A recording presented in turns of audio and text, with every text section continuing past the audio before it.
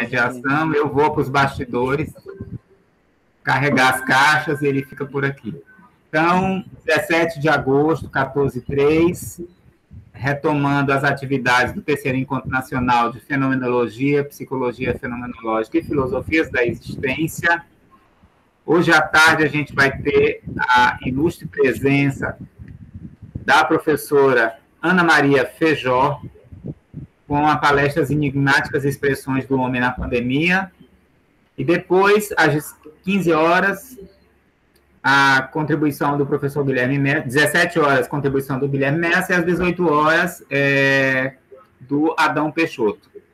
Hoje a gente vai ter a mediação do professor psicólogo Draco Silva Macedo Couto, do Unicelma, e eu, de antemão, enquanto organizador, né, membro da comissão organizadora, eu só tenho a agradecer.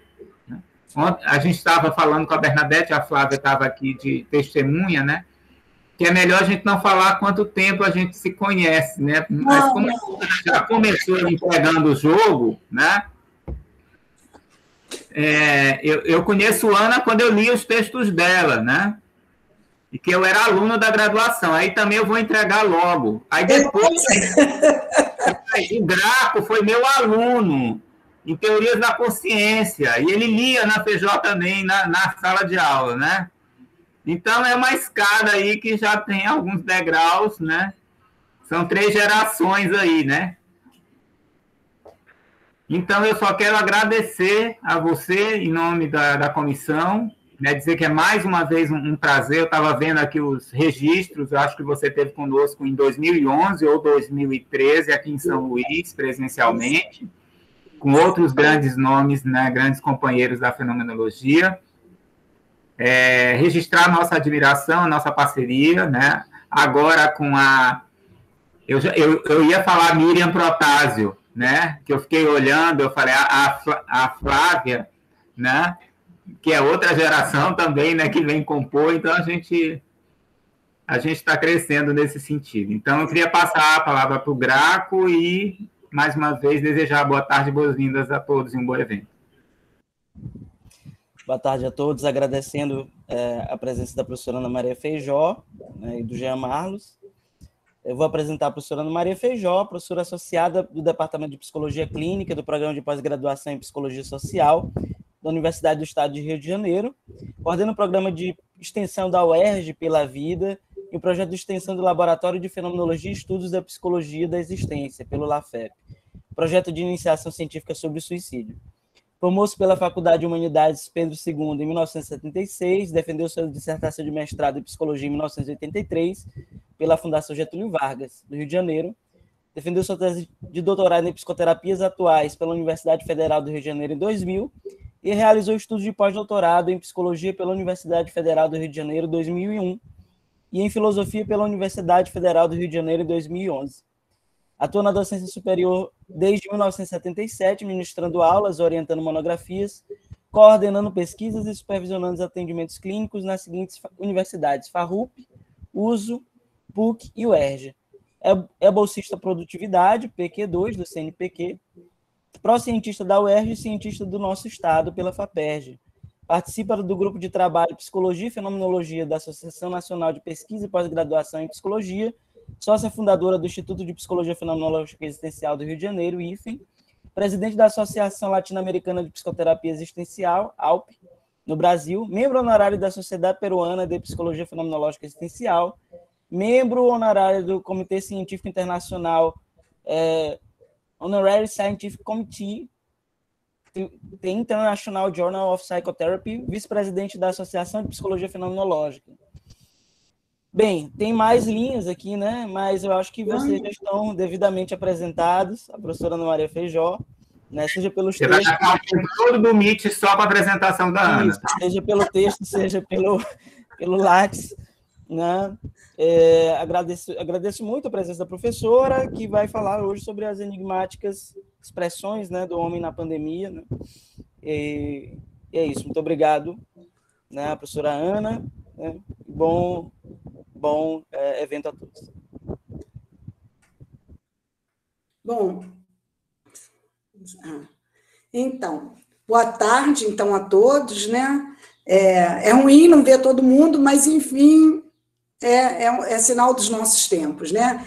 Mas eu quero agradecer ao Jean Marlos pelo convite.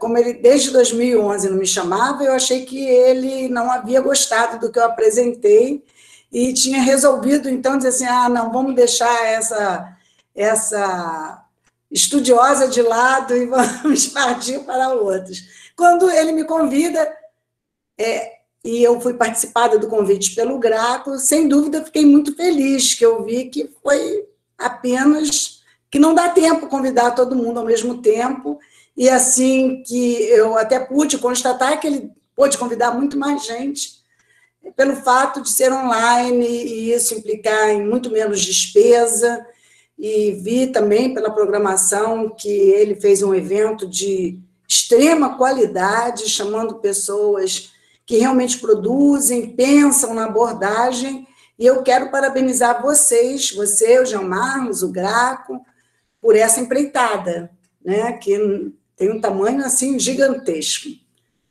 Agora, sobre o tema, né, quando o Graco foi o Graco que trouxe o convite do Jean Marlos, então, quando o Graco me entregou o convite, ele me pediu o tema, eu disse, vou te dar o tema agora.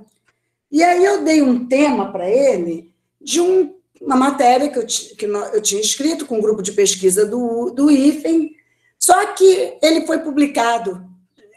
Isso daí é inédito, normalmente as coisas demoram muito a serem publicadas, e aí eu decidi que eu vou apresentar algumas coisas para além do que foi publicado, porque o que foi publicado, não sei como fazer isso, mas a gente pode dar o link para que as pessoas leiam. Vou colocar aqui. E se as pessoas podem ler, elas não precisam mais ouvir o que eu tenho para falar. E aí... No próximo evento, tá? O que, Jean? Empresta a Flávia para mim no próximo evento. Tá bom.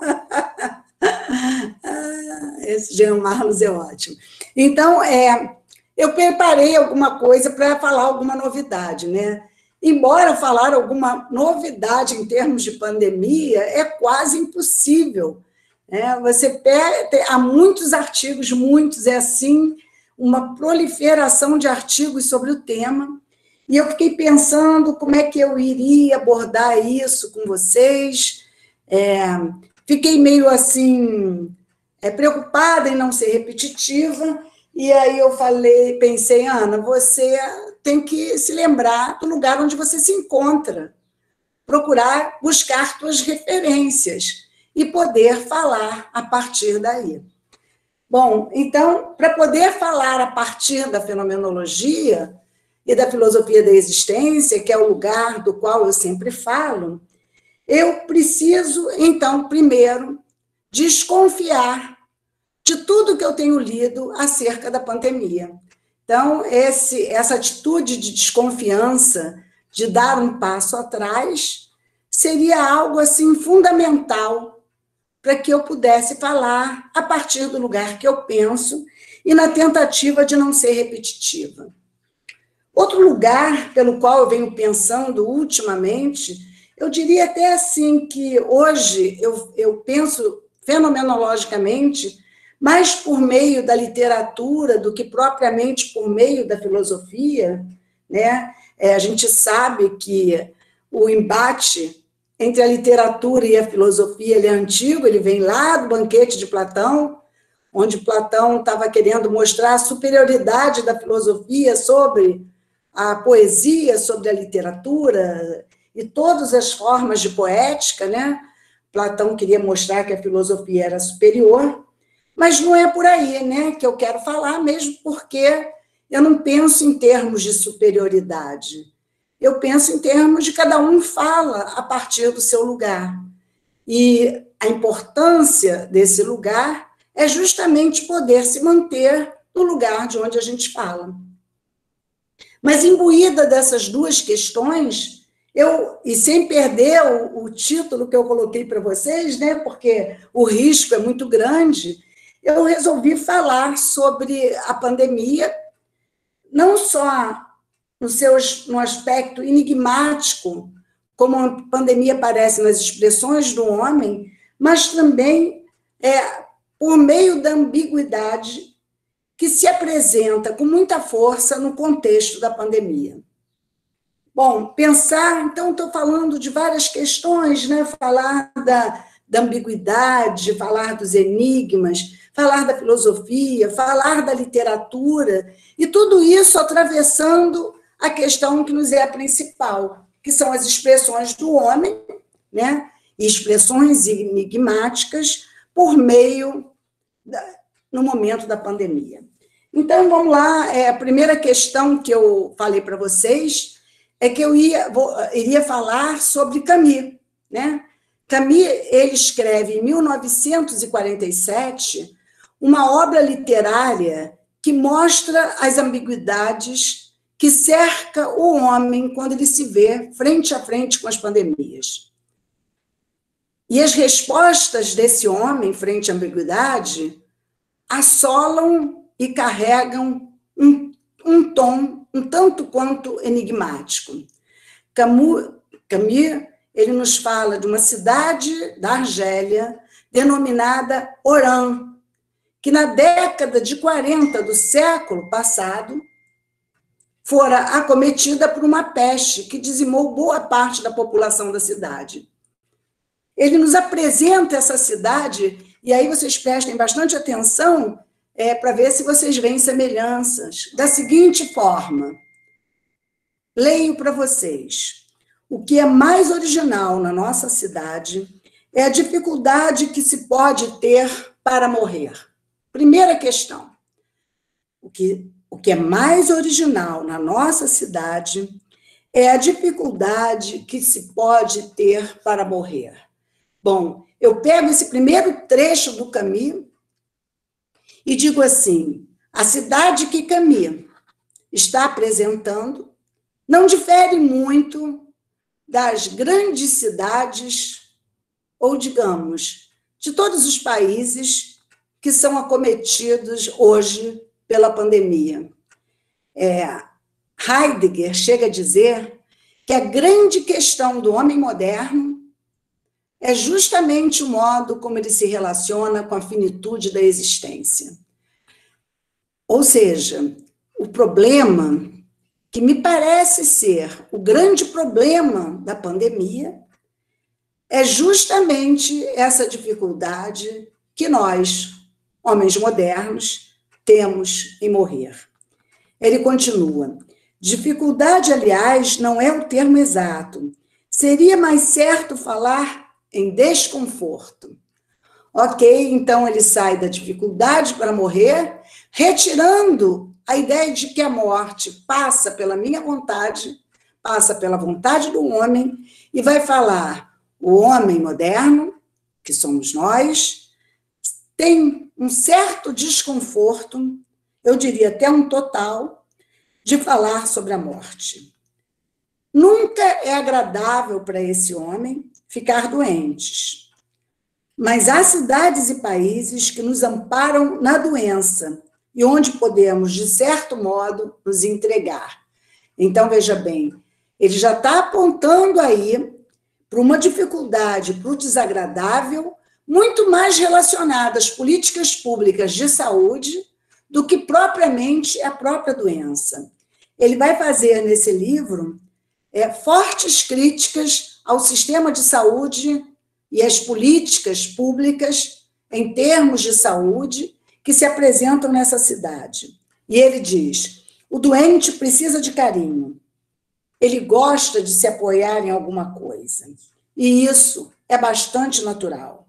Em Oran, porém, os excessos do clima, a importância dos negócios, a insignificância do cenário, a rapidez do crepúsculo e a qualidade dos prazeres, tudo isso exige boa saúde. Lá, se você estiver doente, você fica muito só. O que dizer, então, daquele que vai morrer apanhado na armadilha por detrás das paredes crepitantes de calor, enquanto no mesmo minuto toda uma população ao telefone ou nos cafés fala de letras de câmbio, de notas de despachos ou de descontos. Compreende-se-á o que há de desconfortável na morte, mesmo moderna, quando ela chega assim em um lugar seco. Se vocês lerem e não souberem o nome da cidade, vocês poderiam até dizer que essa cidade era o Rio de Janeiro, ok? E ele vai continuar a falar dessas questões, e quando ele vai mostrar as enigmáticas expressões do homem, ele traz algumas expressões muito, muito interessantes. Aliás, se você ler o livro, você vai vendo assim, você tem que, de vez em quando, olhar a data em que ele foi escrito, porque bem dá para pensar que foi em 2020. Aliás, dá até para pensar, como eles pensavam na época, e, aliás, nós pensamos até hoje, que existem chás milagrosos, que existem medicações milagrosas também, que existem banhos milagrosos, e por aí vai, roupas milagrosas. Tudo isso está presente nessa história de Camus. E que existe influência de um navio estrangeiro que se aproximou da costa da Argélia. Então, existe a invasão de um corpo estranho. E esse corpo estranho não é só o vírus ou a bactéria, mas esse corpo estranho é o estrangeiro que ali chega. E aí, se a gente pensar ainda nesses termos, digamos que nós estivéssemos em Orã, nós ainda podíamos falar assim, puxa, o ano de 2020, onde o 20 se repete. Um ano bissexto, fala ocidental, porque só é assim no mundo ocidental e cristão, que se julga porta-voz do mundo. Ou seja, esse ano, 2020, em si só já carrega um mistério. O mistério do número que se repete 2 vezes e o mistério do ano bissexto, né? Que é uma invenção do Ocidente e do calendário ocidental. Bom, mas deixamos isso de lado e vamos ver quais são as expressões que aparecem no texto do Camus. Primeiro, logo no início do texto, aparece uma situação com um dos personagens, que é o Cottard, que estava tentando suicídio. Então, ele estava com uma corda no pescoço, suicídio por enforcamento. No momento, chega um amigo, consegue salvá-lo sem nenhuma lesão, ele só fica com dificuldades respiratórias. Eles chamam o médico, que é o médico da cidade, o Rie, e ele se salva da morte. Tá? Ou seja, ele se salva da morte, ele estava prestes a morrer, e ele se torna, ele desiste do ato de voltar a cometer suicídio, ele se salva e ele resolve ser um valente combatente da peste. Enquanto ele está totalmente preocupado pelo combate, atendendo aqueles que estão frágeis, doentes, etc. e tal, ele esquece de que ele queria morrer. É interessante, né? Alguém que, num dado momento, estava certo de que queria morrer, ou seja, entregue à morte, defensor da morte, se torna enigmaticamente um defensor da vida. E, assim, um valente defensor da vida. Esse é o primeiro enigma que seria legal a gente pensar. Mas continuemos, não é só esse personagem que se mostra enigmático quando a gente lê o livro. Há um segundo personagem, que é o jornalista Raymond Humbert, e ele chega à cidade para fazer uma reportagem sobre o turismo na cidade, uma cidade que era próxima ao mar, com lindas praias, e que recebiam muitos turistas, né? Uma cidade quente, como ele já falou. E no que ele está na cidade, fazendo a reportagem, enchendo o saco das pessoas para fazer entrevista, como todo jornalista, né? a peste aparece e ele é proibido de sair da cidade.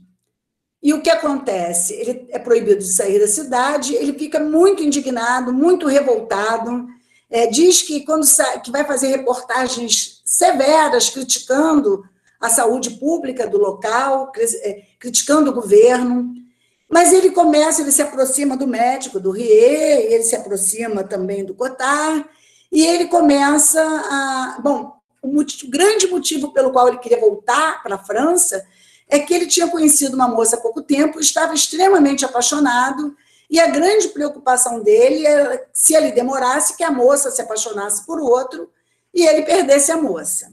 Bom, como ele não tinha mais nada para fazer, porque as reportagens ali eram meio repetitivas, né, como nós vemos hoje aqui, ele resolve, então, também ajudar as pessoas vulneráveis e que precisavam de ajuda. Bom, num dado momento, né, em que o problema para de ficar tão grave, ele podia voltar. E aí, quando ele pode voltar, ele não quer mais voltar, viu, Jean Marlos? Igual a minha aposentadoria. E aí ele não quer mais voltar. Ele quer continuar na cidade, ajudando os menos favorecidos, né? Então, ele, junto ao médico Riet e junto a Cotard, travam uma grande luta, eles fazem uma grande corrente humana lutando contra a pandemia, ou melhor, cuidando dos doentes com pandemia. Eles não sabiam como é que eles poderiam curar, né? Bom, depois aparece essa é a segunda expressão enigmática, né? Para mostrar como é difícil compreender o ser humano, né? Como ele é enigmático, como é que ele guarda um mistério, que tem um momento que ele quer muito uma coisa, no outro momento ele já não quer mais, ou não quer na mesma intensidade.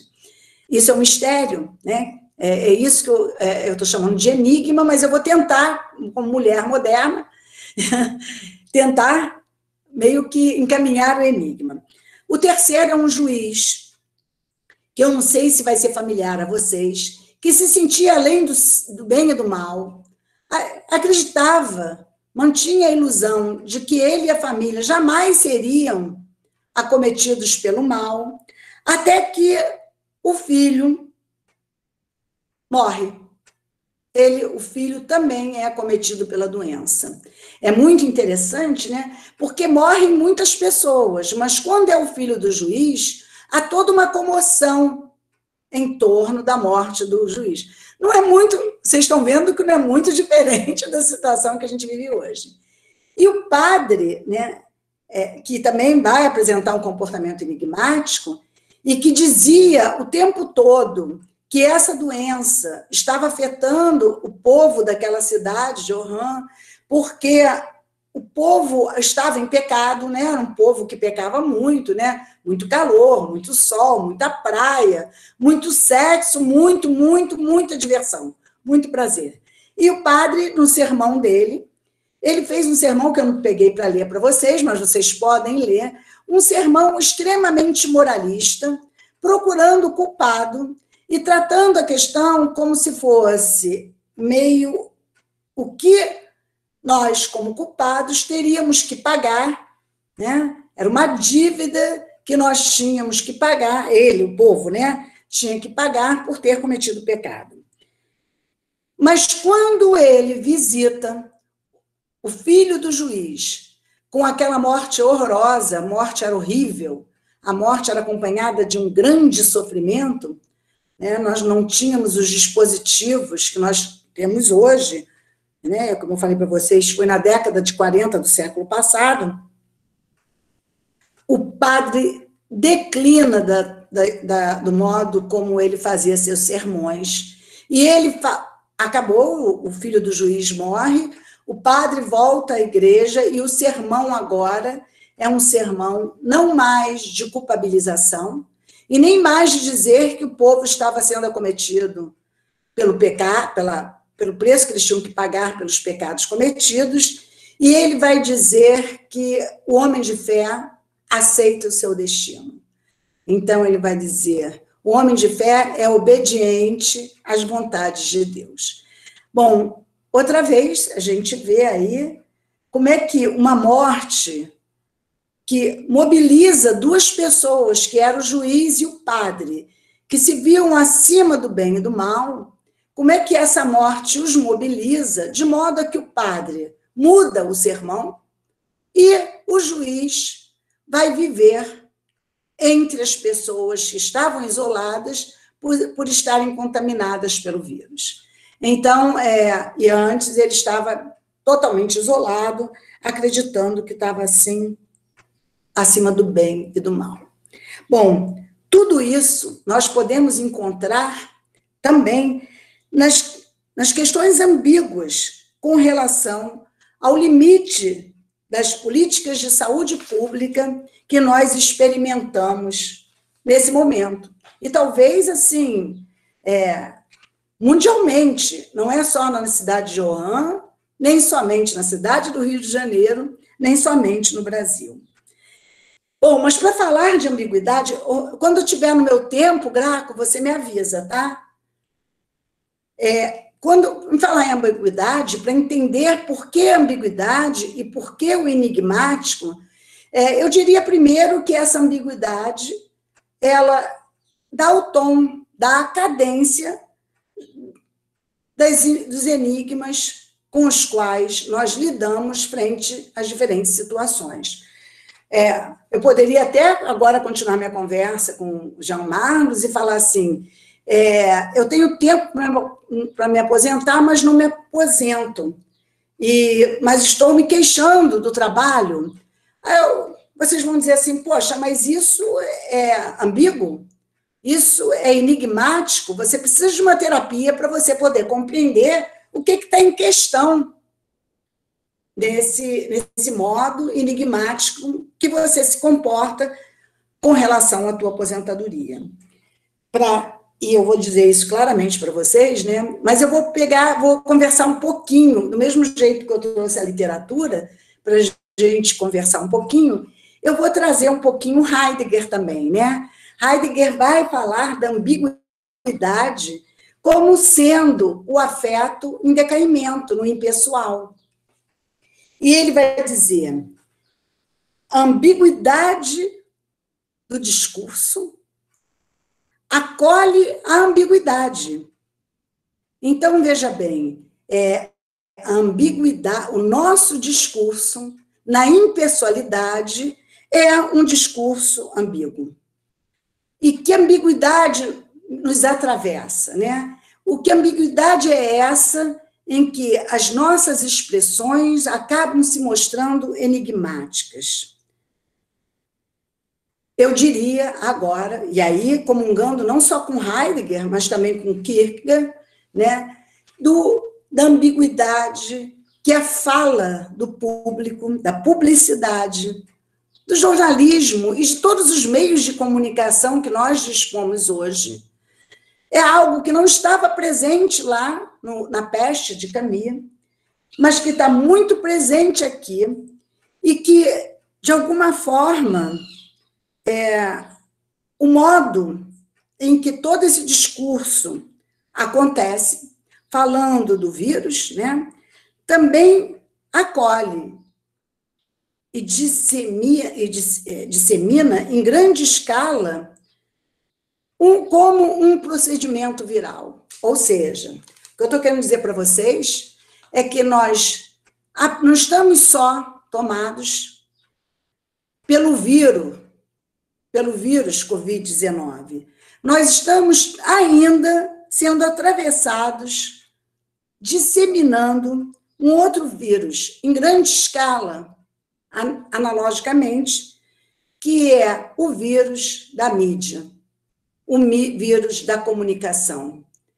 E como toda a comunicação, toda a linguagem no impessoal, e a linguagem da publicidade, ela se dá no impessoal, ela é ambígua. E ela é ambígua e nos manda tantas informações tão imediatas, tão apressadas, que ela nos impede de ver nossas próprias inconsistências. O que eu estou dizendo agora é que os enigmas são inconsistências. E inconsistências que se constituem num tempo em que não há meditação. Ou seja, o que nos é dito é tomado como verdade.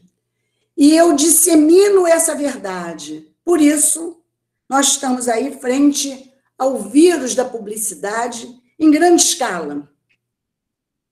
E essa ambiguidade, que vem pelo viés da publicidade, nos impede de ver nossas inconsistências. Como, por exemplo, a crítica a quem age de modo socialmente reprovável. Rapidamente eu critico. Mas eu esqueço de ver que quando eu peço para o entregador entregar as compras, o sanduíche, a pizza, o almoço, o jantar, o perfume, o último lançamento da moda na minha casa, eu faço uma crítica para aqueles que disseminam o vírus, porque estão andando nas ruas. Eu não ando na rua, mas eu determino que alguém, em situação de vulnerabilidade, me entregue as coisas na minha casa, que é para que eu não seja contaminada. Eu critico aqueles que andam na rua, mas, ao mesmo tempo, eu faço com que alguém ande na rua para trazer as coisas que eu preciso para mim. Eu me protejo, mas eu não estou protegendo o outro. Bom, essa é a primeira ambiguidade que surge de minha crítica inconsistente, justamente porque eu ouço e reproduzo o que a mídia diz, mas eu não penso. Se eu pensar um minutinho, eu vou ver que eu faço aquilo que eu recrimino. Essa é minha ambiguidade. Segunda, eu também critico aquele que age de forma socialmente reprovável, ou ainda a moralidade daquele que age de maneira individual ou coletiva de forma imprudente. Mas eu esqueço, eu deixo de pensar, que quando eu ajo dessa forma, eu não tenho uma ação coletiva. Eu tenho um comportamento egoísta, individualista, em que eu prego uma moral que ela só é na palavra, mas ela não se concretiza, não se materializa na ação. Então, o que eu faço? Eu culpabilizo o outro e não culpabilizo a mim? Eu estou, do mesmo jeito que muitas outras pandemias, epidemias, pestes, etc., procurando um culpado, porque se eu encontro culpado de alguma forma, eu estou livre de imputar a culpa a mim mesmo. É isso. O enigmático, bem como a ambiguidade, é a carência de pensamento. Heidegger também já tinha nos avisado isso. Ele disse assim, a ciência não pensa, ok? Então, não é o lugar da ciência pensar em tudo isso que está acontecendo. A ciência atua no sentido de salvar vidas, descobrir medicações, descobrir vacinas, mas o psicólogo, né? Eu diria o filósofo, o sociólogo, ele sim, ele tem que estar no lugar do pensamento. E no lugar do pensamento, ele precisa fazer pensar no discurso do impessoal. Bom, mas vamos lá. E ainda mais, qual é a outra grande questão que aí diz totalmente respeito a nós, psicólogos, com relação a outra ambiguidade muito presente durante a pandemia, por parte dos próprios psicólogos. E aí eu peço ajuda, eu não dialogo mais com filósofo, nem com literato, mas eu quero dialogar agora com Paulo Amarante, que é um psiquiatra da Fiocruz, né? E que levanta grandes polêmicas com relação ao que vem acontecendo no âmbito da própria psicologia, da própria psiquiatria, né? Ele é um crítico do modo como nós estamos tratando da questão da pandemia, né? E ele diz assim, que as pesquisas brasileiras, e principalmente as pesquisas oriundas das áreas psi, fazem uma relação direta e alta entre a pandemia e o incremento dos transtornos. Ele diz assim, as pesquisas brasileiras vêm incrementando essa relação. E o que ele vai dizer que incrementar a situação de modo a que, com esses resultados, eu possa subsidiar políticas públicas voltadas para esse segmento, é lícito, é legal. Mas quando eu quero relacionar a pandemia com os transtornos mentais, e ele discorda de chamar de transtorno, há um sofrimento, né, diz ele, há doenças mentais, mas não transtorno, ele está dizendo, ele traz várias questões a serem pensadas. A primeira questão é a quem serve fazer essa relação de forma direta e de forma alta. Quem ganha com isso? E, de alguma forma, os psicólogos não estão colaborando com isso? Eu colecionei alguns artigos, não consegui colecionar todos, como eu falei para vocês, que dizem diretamente que há uma relação forte e que a pandemia está levando as pessoas a sofrerem de verdadeiros transtornos mentais. Pergunta ainda o Amarantes. É óbvio, né? Ele vai dizer, existem aí, ele divide em 3, né? Ele diz, existem aí muitas matérias que são alarmistas, muitas são negacionistas, mas que nós temos que ter cuidado e pensar em perspectivas cautelosas. Ele diz, é preciso cautela. É um assunto que eu estudo bastante e que também vem nessas pesquisas, dizendo que o número de suicídios aumentou durante a pandemia.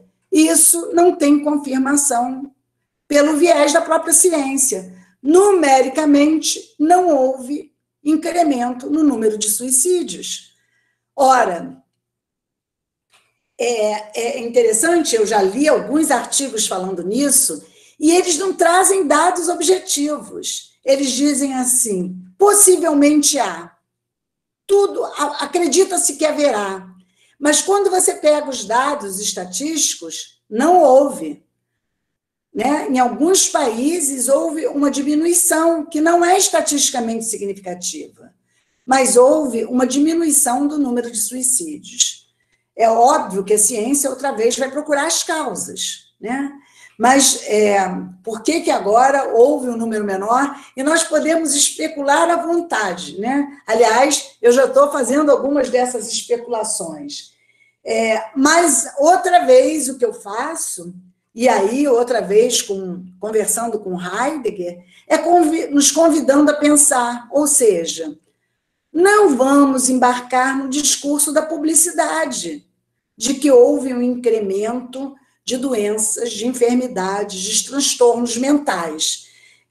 E, estatisticamente, também aparece que o número de consumo de medicações, de ansiolíticos, antidepressivos e etc., aumentou significativamente durante a pandemia. O que está em jogo aí, conversando outra vez com Amarantes? Ele vai dizer, primeiro, tá? A grande questão aí, e eu concordo, e quem me conhece sabe que o tempo todo eu falo isso, é que o homem moderno, além de ter uma lida totalmente difícil com o anúncio da sua finitude, ele também tem uma lida totalmente difícil com a dor. E no momento da pandemia, tanto a finitude quanto a dor, a todo momento batem em nossa porta. E por mais que eu queira me esquecer, né, eu não consigo. Por mais que eu queira me distrair, ou seja, escapar do tédio, e o tédio como tonalidade afetiva fundamental da nossa época, eu também não consigo, porque as distrações ficaram mais limitadas, ok? E no limite das distrações, a todo momento, a vida, o modo como a vida se mostra para mim, se mostra de modo a colocar a morte como algo que eu não posso esquecer e que acomete a todos nós. Como eu estava falando, hoje faleceu um professor que trabalha comigo, né? Ou seja, ela está perto, ela acomete a todos nós e não tem como escapar da dor que toda essa situação de pandemia traz. Expressão enigmática, frente à dor, frente à situação, o modo de lida do homem com essa situação de pandemia, em que muitos falam em luto coletivo, e o que eu disse para vocês é que não há coletividade nenhuma. Nós, quando chamamos o técnico para consertar nosso computador, porque nós não podemos viver sem ele, quando nós chamamos o cara que vem entregar as compras na nossa casa, não há espírito de coletividade nenhum, porque nessas duas atitudes, o que prevalece é o meu eu inflado, que precisa ter toda a alimentação em casa, como eu disse, até o perfume francês, como eu preciso ter meu computador tinindo para eu continuar me distraindo. Ou seja, não há luto coletivo, não há dor coletiva. O que ainda predomina em nós, homens modernos, é o indivíduo, é a preocupação no mim mesmo. E essa seria a grande dor do homem, que não tendo como aplacar, ela se expressa como ansiedade, crise de ansiedade, depressão, etc., transtorno obsessivo-compulsivo e todos os transtornos que a gente possa imaginar. Com isso, o que eu quero é um caminho mais rápido. O que eu quero é rapidamente anestesiar aquilo que aparece em mim como limites da existência. Dor é limite, morte é limite. E não está dando para pagar. Bom, nessa expressão enigmática, e para mostrar para vocês que o que eu estou falando pode ser pensado dessa forma, vamos nos lembrar da pandemia de 1918. A pandemia de 1918, todo mundo sabe que assolou de cheio a cidade do Rio de Janeiro, justamente porque o Rio de Janeiro era o porto que recebia os soldados que vinham da Primeira Guerra Mundial. Essa epidemia, ela vem de fora e ela assola. O Rio de Janeiro é a cidade em que morre mais gente nessa pandemia, e morre muita gente, inclusive o presidente da época, Rodrigues Alves, morava no Rio e morreu vítima dessa pandemia. Então, nós vimos, assim, muitas mortes, as pessoas eram enterradas em valas, então abria-se valas e se jogava os corpos, né? Com as mesmas situações de hoje, não havia velório, usávamos máscaras, então as mesmas situações se repetiam, nós só não tínhamos na época a mídia, nós não tínhamos o computador, mas as crianças tinham aulas por estações do rádio. Então, as estações de rádio haviam lições que as crianças obtinham ouvindo algo que era muito popular, que era ter rádio em casa. Mas o que acontece, né?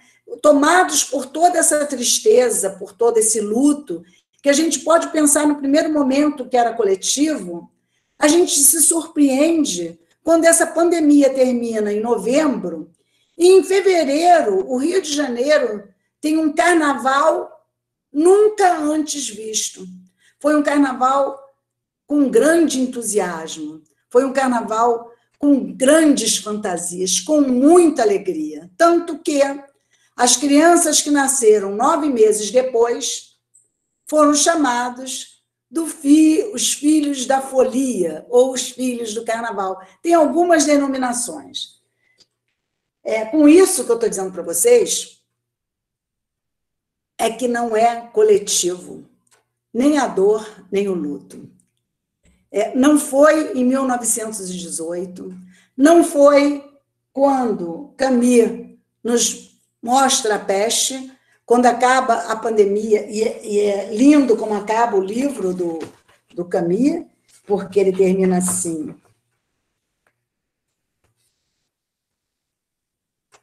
Então, ele fala, na verdade, ao ouvir os gritos de alegria que vinham da cidade, Rie, que era o médico, lembrava-se de que esta alegria estava sempre ameaçada, porque ele sabia o que esta multidão eufórica ignorava. E se pode ler também nos livros. 2 pontos. O bacilo da peste não morre nem desaparece nunca. Pode ficar dezenas de anos adormecidos nos móveis e na roupa. Espera pacientemente nos quartos, nos porões, nos baús, nos lenços e na papelada. E sabia também que viria talvez o dia em que, para desgraça e ensinamento dos homens, a peste acordaria os seus ratos e os mandaria morrer numa cidade feliz. Camus, então, como um bom romancista, ele deixa claro que nós não estamos livres da peste e que a peste um dia vai voltar. Ok? Esse livro do Camus é da década de 40 do século passado, e a gente, em 2020, como eu disse, uns números cabalísticos, o 20 se repete 2 vezes, e a peste está aí. Mas, para terminar, né, falando outra vez aos psicólogos, e para o cuidado de que a gente, outra vez, espalhe, ou seja, torne público, ou seja, na tagarelice, a gente sustente uma ambiguidade em que eu diga assim, o psicólogo é aquele que lida com a dor, e o psicólogo é aquele que sabe que dor é existencial. Mas, ao mesmo tempo, esse psicólogo diz, é preciso que aquele que, neste momento, passa por dor, por ansiedade, por preocupação, seja medicado. Eu diria para vocês, dor, preocupação, inquietação, comportamento preventivo não tem que ser medicado, nem mesmo por psicoterapia. Isso diz da vida. E na própria vida isso tem que aparecer. E aí eu vou acabar lendo para vocês. Eu não vou ler não, que é muito grande, não vai dar tempo, falta pouquinho tempo, mas de um texto da Clarice Lispector que se chama Lição de Filho. Nesse texto, a Clarice, ela conta a história de uma moça que ela conheceu numa loja que vendia tecido, né? Hoje, acho que já existem muito poucas no Rio de Janeiro, e essa moça conversava com ela sobre a sua roupa da lua de mel. Clarice achou aquela conversa tão insignificante, ela achou aquela conversa tão pobre, de uma pessoa tão superficial, que ela não deu muito crédito à moça. achou a moça menor, né? Digamos assim. E aí o que acontece? Certa vez, então, a Clarice, vendo o filho vendo televisão, ela vendo televisão, essa moça aparece tocando piano como ela nunca tinha visto, de uma forma fantástica. E o que a Clarice diz, né? Aquela moça que estava preocupada com a camisola do dia, entre aspas, ela começou e Deus, ela possuía força. Seu rosto era um outro, irreconhecível. Nos momentos de violência, apertava violentamente os lábios. Nos instantes de doçura, entreabria a boca, dando-se inteira. E suava da testa, escorria o rosto e o suor. De surpresa de descobrir uma alma insuspeita, fiquei com os olhos cheios de água. Na verdade, chorava. Percebi que meu filho, quase uma criança, notara. Expliquei. Estou emocionada, vou tomar um calmante. E ele? Mãe, você não sabe diferenciar emoção do nervosismo? Você está tendo uma emoção. Entendi. Aceitei e disse-lhe, não vou tomar nenhum calmante. E vivi o que era para ser vivido. É isso, então, na tentativa de opor resistência ao discurso ambíguo da mídia, eu digo para vocês, temos que viver o que é para ser vivido. Obrigada. Obrigada, Graça. Maravilha, professora.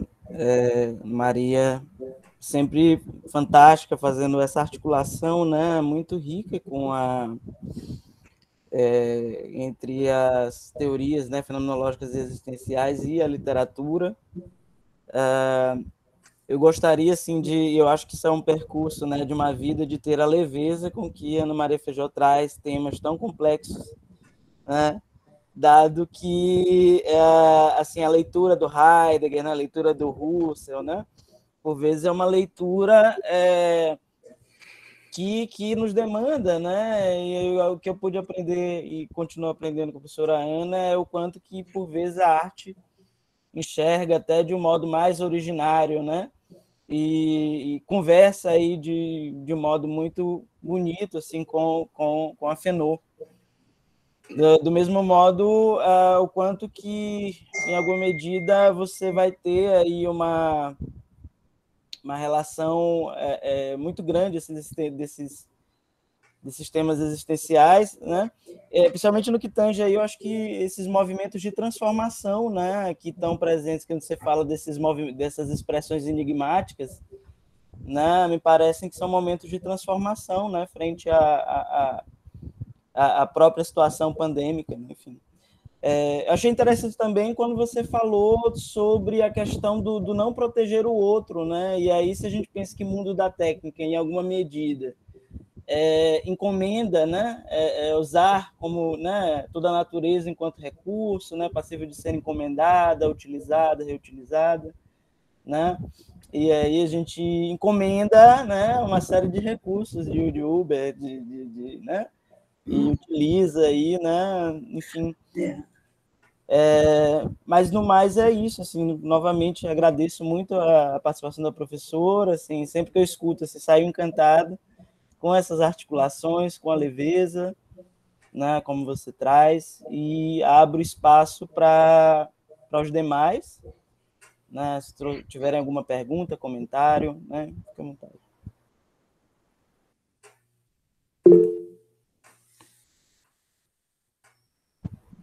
Professor Jean.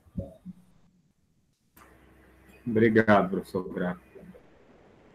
Eu acho que a Ana trouxe, como sempre.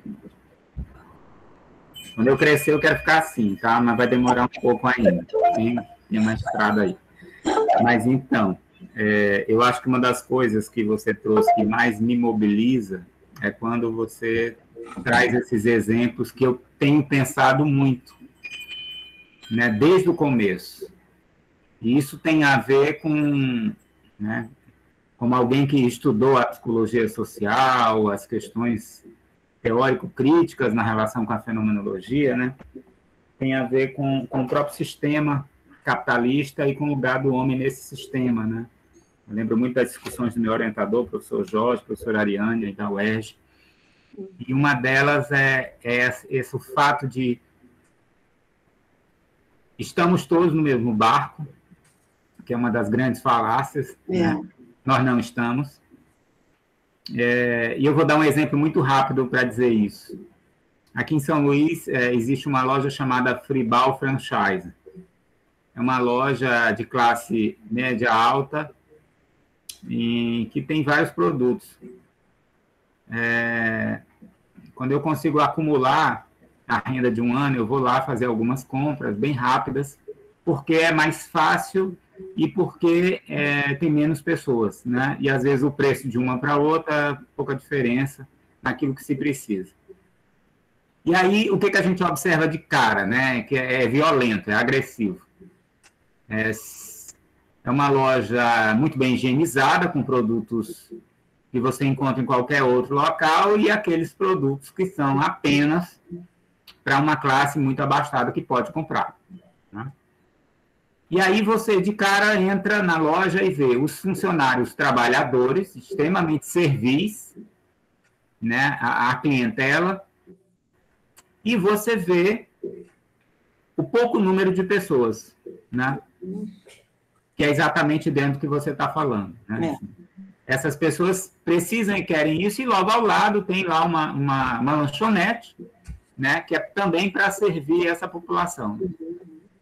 E por que eu estou colocando isso? Porque quando eu vou lá, eu não vou naturalmente fazer compra apenas, né? Aquilo é um espaço de reflexão o tempo inteiro. Porque isso que você falou vem o tempo inteiro, né? Assim, eu venho aqui, eu faço a compra e toda vez eu vejo a mesma realidade, né? Os trabalhadores têm que sair das suas casas, pegar um transporte coletivo, ficar no trabalho, passar por isso, e assim sucessivamente com várias outras profissões, né? E eu não posso dizer isso também porque eu tenho diarista, porque eu preciso dela aqui, ela sai da casa dela para vir para cá, e ela também passa. Então, a gente está nesse ciclo e é extremamente, né, difícil e complicado. Mas quando você amplia isso para um universo maior, a gente chega naquilo que o Russell muito bem falou, da naturalização, né? A coisa se torna tão natural, tão comum, que a maioria não se afeta. Eu sou sempre afetado, mas a maioria não se afeta, porque já se acostumou a isso, né? E isso tem a ver com a ideia de você fazer o uso da máscara, do distanciamento, que você também vê a naturalização. E aí eu tenho experimentado sair com 2 máscaras. E quando eu entro nas lojas, às vezes eu me dou conta que as pessoas estão me olhando com uma cara estranha. E aí que eu vou me dar conta de que eu estou com 2 máscaras. Então, parece que elas estão lendo assim, o que esse maluco está fazendo? Né? Porque, para elas, né, aquilo soa estranho, porque o natural é você usar uma máscara só, ou você usar outra coisa, mas usar 2, não. Então, veja, a gente tem uma série de questões que você traz, né? E aí eu estou pegando esse exemplo do entregador, né? E a entrega, ela cresceu bastante, porque isso mostra muito isso, né? E como eu tenho estudado a questão da empatia na perspectiva russeliana e um diálogo com Einstein, né? Isso sempre vem, né? Então, a gente fala da empatia de um modo muito natural, vamos ser empáticos, vamos ser isso. Então, as pessoas confundem empatia com solidariedade, com compaixão, com um monte de coisa.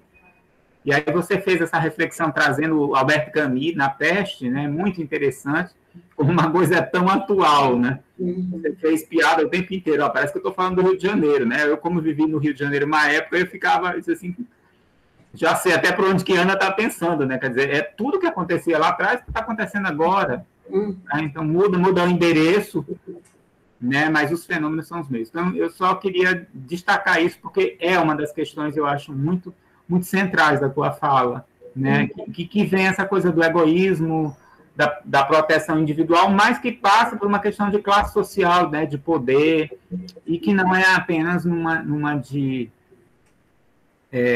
proteger o outro, né? E aí, quando você traz esse discurso da comunicação, eu também venho observando isso desde sempre, né? Todas as propagandas vão nessa direção, né? Inclusive, há lojas, né? Eu escutei agora há pouco na televisão falando isso. Olha, tem loja que diz que você pode entrar, tem outras que, se você não quiser entrar, você não entra. Eu falei, como assim? Né? Então, você acaba criando autorregras para essas relações, né? E as pessoas naturalizam, porque elas entendem que é uma autorregra, né? Uma norma que ela cria e que ela vai dentro daquilo que ela entende ser certo ou errado. Então, eu queria só destacar isso que eu achei muito interessante na tua fala. Obrigado, Gra. Obrigada, Jean Marlos. Obrigada, Gra.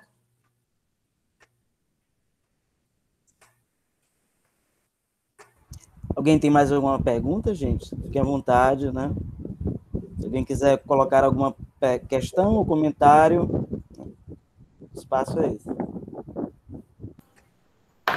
Queria fazer um comentário rápido sobre essa coisa do luto coletivo, que eu tenho ouvido a Ana falando sobre luto já há um tempo, né? Mas cada vez mais eu acho que fica claro na sua fala isso, de que hoje em dia, não, pelo menos na sociedade, na nossa sociedade, isso não existe.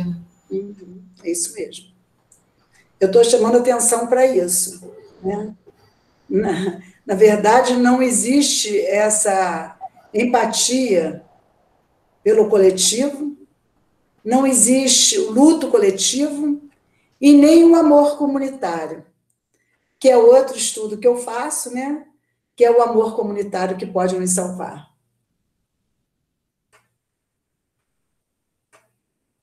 Mas isso dá uma ideia, assim, até de esperança, Ana, quando você fala isso, porque você está dizendo que não existe.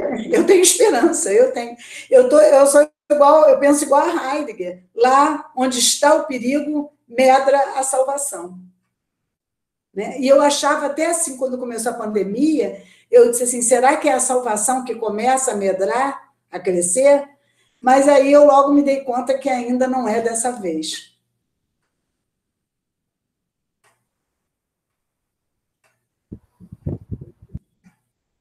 Se ninguém tem uma pergunta, eu vou fazer, né? Mas, enfim, deixa eu esperar aqui o pessoal. Se alguém...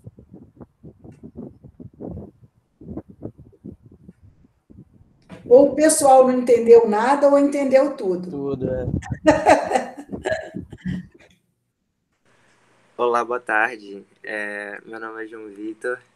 Eu só queria ter um comentário rápido de que eu estava estudando para uma apresentação que eu preciso fazer daqui a pouco e eu estou muito triste por ter pego só o finalzinho, que você já estava comentando sobre a falta de empatia com as outras pessoas que saem de suas casas para entregar coisas nas nossas casas por conta das nossas individualidades.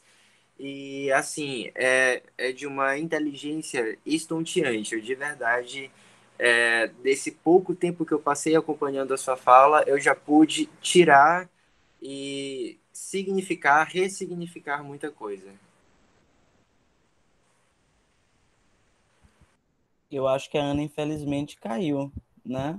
Pronto, voltou. Voltou. João, se você puder falar novamente, porque eu acho que a Ana caiu, né? Tá sem som. João, e abre a câmera. Se você puder também. Desculpe, caiu. Desculpe, João, vamos lá. Queda, foi um escorregão rápido, né? E aí, voltou. Vocês conseguem me ouvir bem eu falando daqui? Eu ouço bem, Tudo bem. Eu só comentei com eles que eu tô bem triste de ter chegado no finalzinho da sua fala. Eu estava estudando para uma outra apresentação que eu preciso fazer daqui a pouco. E eu consegui acompanhar a partir do momento em que você fala da falta de empatia para com as pessoas que saem das suas próprias casas para vir nos servir em nossas próprias casas. E é uma coisa assim, eu acho que todos nós vivemos um pouco disso. Eu vivi bastante disso da quarentena. Então, é uma ótima possibilidade de ressignificar muitas coisas pelas quais a gente tem passado e não tem prestado tanta atenção. Eu achei, assim, de uma inteligência estonteante. No momento que eu comecei a ouvir, eu já fiquei numa espécie de transe. Eu não conseguia já pensar em outra coisa. E ainda para finalizar, você encerrou mesmo sua fala com um texto da Clarice Lispector, que eu já havia lido. Eu cheguei até para o Jean no WhatsApp e falei, Jean, eu acho que eu estou me sentindo inteligente. Estava ali marcadinho exatamente no ponto que você havia falado. É preciso sentir o que há de sentir, né? É isso, eu espero poder ouvi-la falar em muitas outras oportunidades. Okay. Obrigada, João, mas eu não tenho nenhuma dúvida de que você é inteligente. Tenho nenhuma dúvida, né? Obrigado. Você está aqui com a gente, né? E só pessoas inteligentes podem acompanhar o que a gente tem a dizer.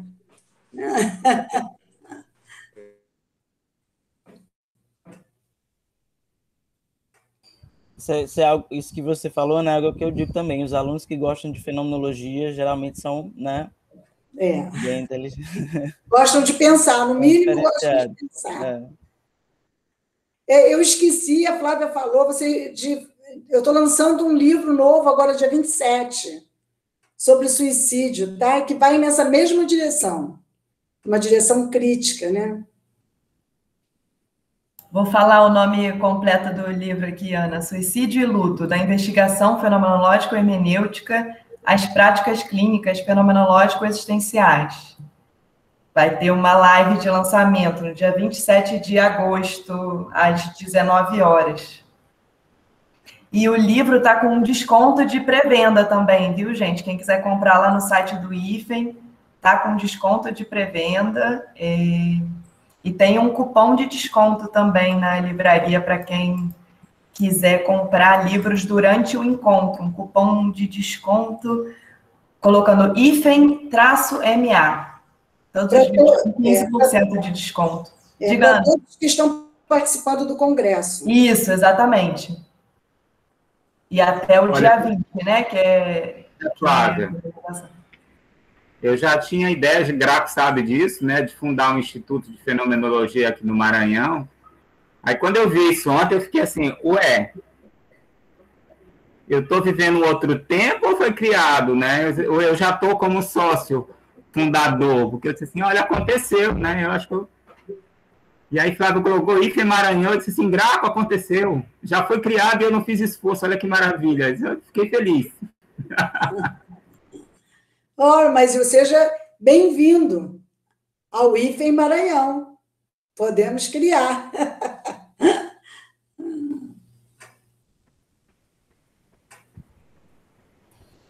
Mais alguém, queridos?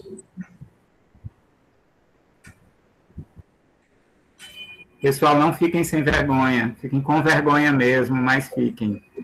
Ana, eu acho que tem uma coisa que você falou também, que eu acho que merece uma reflexão, que é em relação à questão dos transtornos mentais, né? Como professor de psicopatologia, eu vejo isso, né? Que é a confusão que existe entre... Eu lembro muito de uma fala sua, que eu repito às vezes em sala, fazendo referência a você, diferente de outros modos de trabalhar, quando o homem está em angústia, o terapeuta precisa dar um passo atrás, muitas vezes, e não dar um passo à frente para abraçar, né? E claro que isso precisa ter uma sensibilidade para fazer, né? Não significa ser bruto, não significa ser insensível, significa esperar o tempo do outro, né? E saber calar, saber silenciar. E quando você fala dessa questão, em relação às psicopatologias, a gente tem visto muito algo que é essa tentativa de calar, né, a angústia, calar o mal-estar, calar a irritação, o desespero do outro, né, em função do que está sendo vivenciado, né?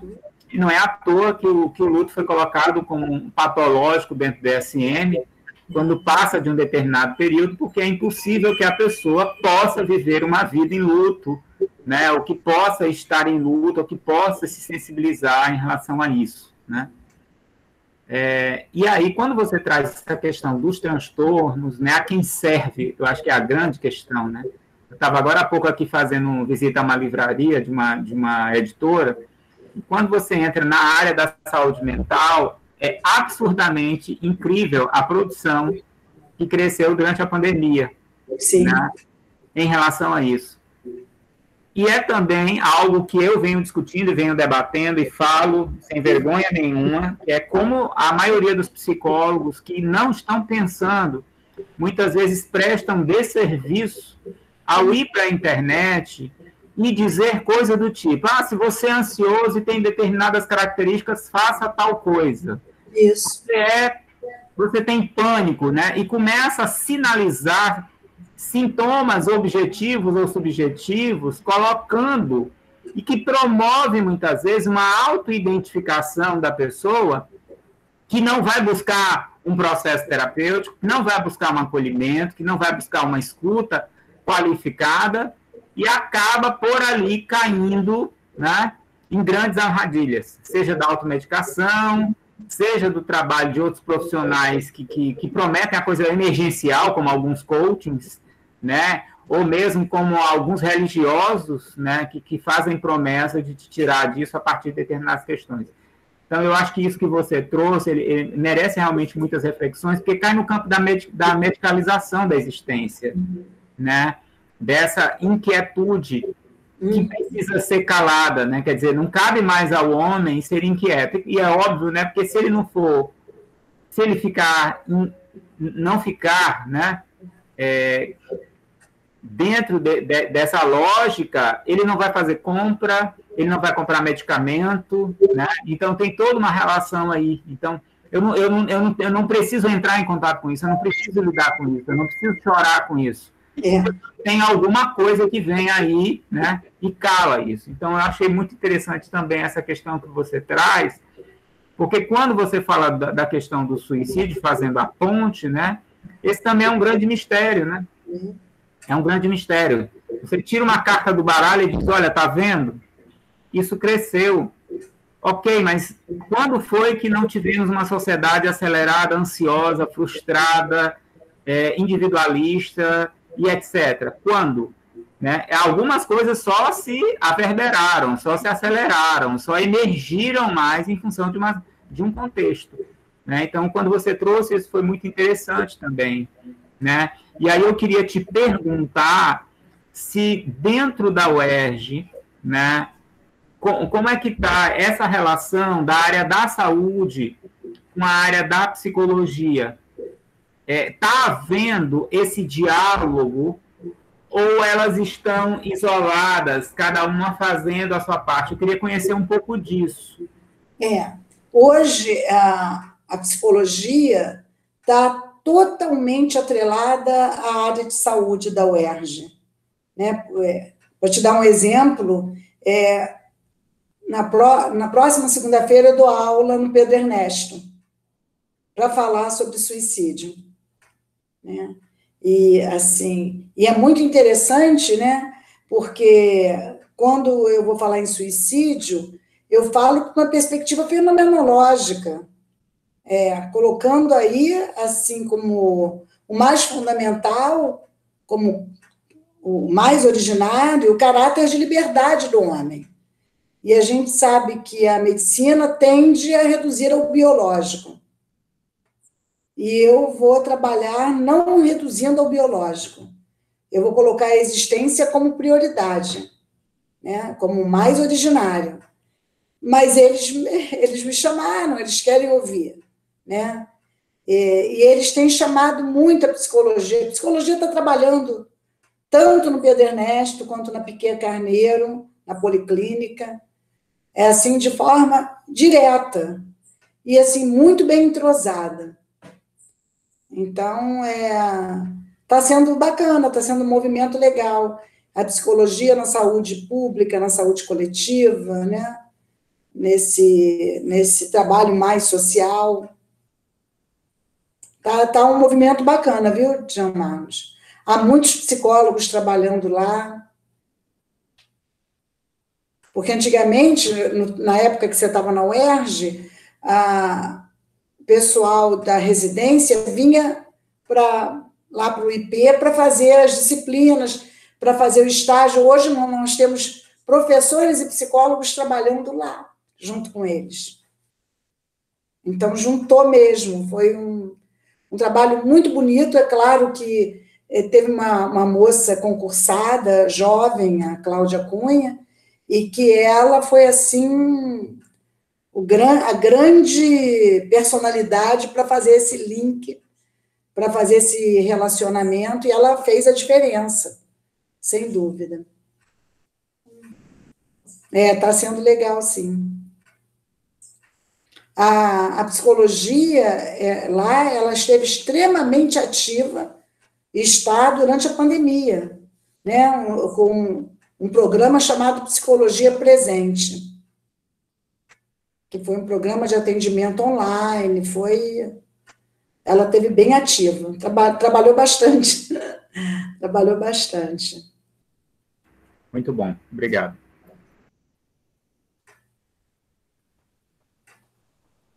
Mais alguém?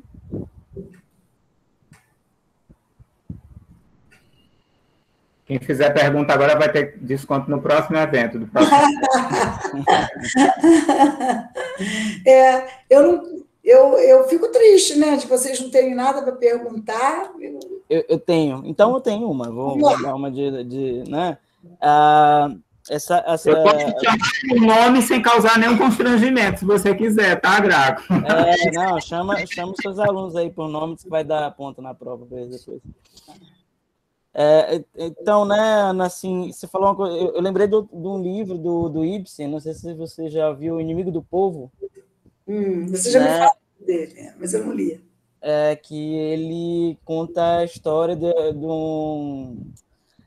uma espécie de balneário que estão abrindo, né, e o cara descobre que lá tá meio que poluído, e as pessoas vão ficar doentes, e ele fala e ele vira o inimigo do povo. Sim. Né? Porque, de algum modo, ele está trazendo ali uma certa verdade, né? Assim, aí ajuda a pensar, e não queriam fechar o balneário, porque aí tinha umas questões econômicas e tal, esse livro me lembra um pouco a pandemia.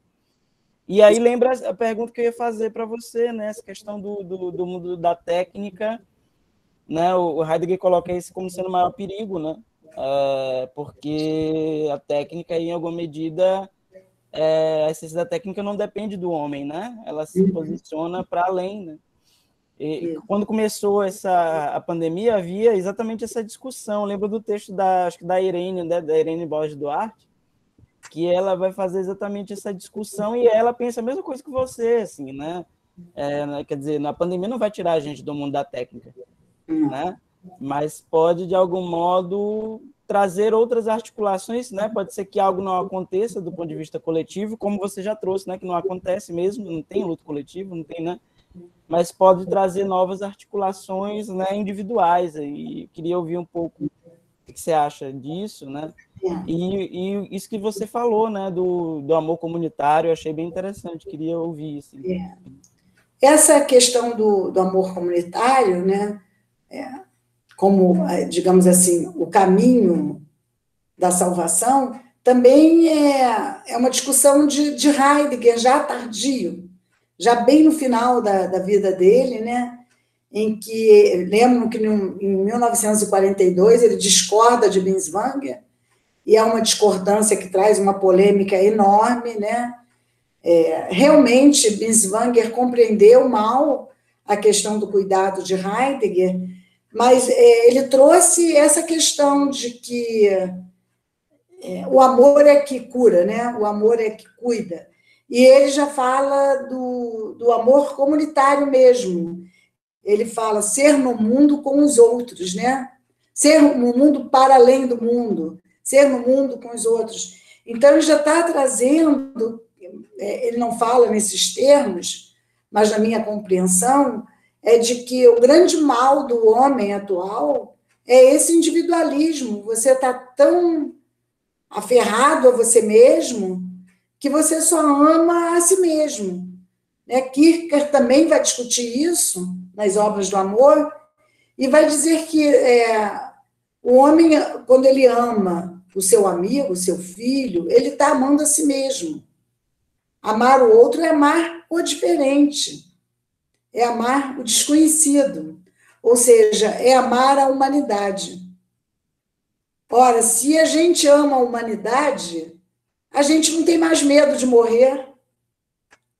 Se a gente ama a humanidade, a gente vai encontrar uma ação em conjunto, e não uma ação em que o outro corre risco e eu estou resguardado. Então, quando a gente fala desse caminho do amor comunitário, né, seria exatamente esse, né? Se eu amo, eu gosto sempre de um exemplo que eu vi quando eu era muito jovem, de um soldado que joga uma granada, e havia um grupo de crianças, e ele se joga em cima da granada. E nenhuma criança é atingida. Ele morre, obviamente. Esse é o amor comunitário, que você morre para salvar a humanidade. Né? Não morre porque é leal a nenhuma política partidária, porque é leal a um segmento religioso, mas ama porque você quer que a humanidade continue, apesar de você. Ora, não há dúvida, né, de que esse amor nos salva do medo da morte, esse amor nos salva do egoísmo, esse amor nos salva do tédio, porque o que é mais essencial no homem fica resguardado, que no fundo, né, é o cuidado, é ser com o outro sem nenhum distanciamento. Coisa que no individualismo a gente não tem. No individualismo é assim, eu por mim, e de preferência todos por mim, o outro que se dane. Né? Ou aquela frase, salve-se quem puder. Absurdo isso. Eu estou feliz. Se você quer compartilhar da minha felicidade, tudo bem. Se não quiser, vai à tua vida. Isso é extremamente individualista. E, digamos assim, Kierkegaard diz que a doença do homem moderno é o desespero, né? Porque o desespero é querer que a tua vontade seja soberana. Eu concordo com ele, eu acho que essa é a grande questão do homem moderno. Por isso que eu digo que ele é um homem mimado. E essa é a sua grande dor. Né? E concordo com Binswanger. A grande mazela do ser humano é que ele só ama a si próprio. O antídoto do desespero é a entrega, seja como Deus quiser, a obediência. E o antídoto desse individualismo atroz, que nos deixa morrendo de medo de viver, ou morrendo de medo da solidão, sem dúvida é o amor comunitário.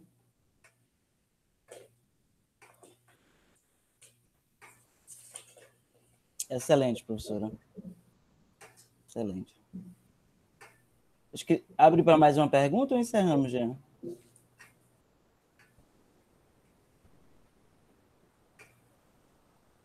O Jean quer perguntar.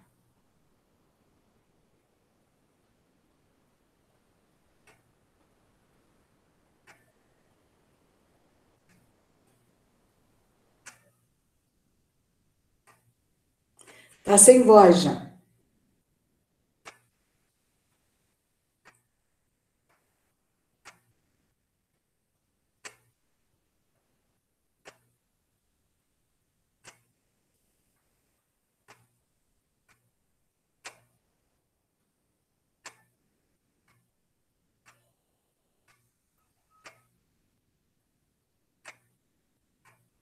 Eu não estou escutando Nem eu. o Graco, não sei Perdão. Ah. Então, gente, se não há mais nenhuma pergunta, eu agradeço a presença da professora Ana Feijó, né, que trouxe uma fala aí sempre muito potente, né, sempre muito capaz assim, de reverberar em nós, né, e que realmente sempre nos dá a pensar, né. Agradeço também a presença do professor Jean Marlos, né, que, enquanto o organizador do evento, né, e espero aí ansiosamente outras oportunidades para dialogar com vocês, né, e dialogarmos juntos. Muito obrigado. Obrigado, Graco. Obrigada, Gilmar. Obrigada, Flávia, por ter ficado aí me ouvindo. Obrigada. Eu vou colocar aqui também o link daquele artigo e dos informativos também do IFEM. Legal, coloca assim, porque... Para o pessoal poder acessar. Isso, era o que eu ia apresentar, mas o artigo foi publicado, espero que vocês me deem a mesma sorte e o que eu preparei para apresentar aqui seja publicado rapidamente também. Tchau, gente, muito obrigada, hein? Tchau, tchau. Você está sem som, Jean. Está sem som, Jean. Oi. Oi, fala. A nossa ideia era fazer os anais do evento, mas aí vai depender do fôlego dos conferencistas, né? Tá bom. Aí eu lhe aviso. Tá bom, você me avisa. Tá certo. A vocês, ao Graco, que estiveram presentes, e a gente intercede só para que fala com o professor Guilherme Mestre. Tá bom. Tchau. Tchau, tchau. Tchau, tchau.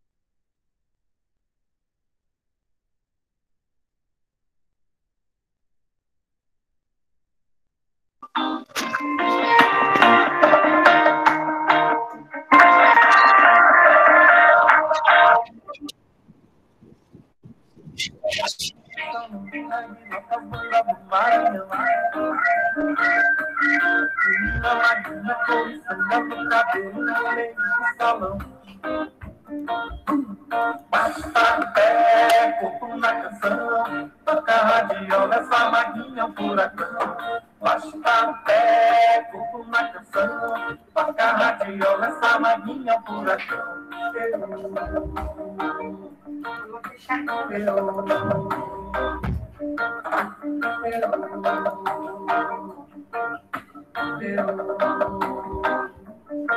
Quem ela é? Onde ela é? Todos Açores, Rita Ambrosina, Maria das Dores, de São Paulo, Nova York, todos Açores, Maguinha, parece que a baiana dança como jamaicana, tem cintura caribenha, Maguinha.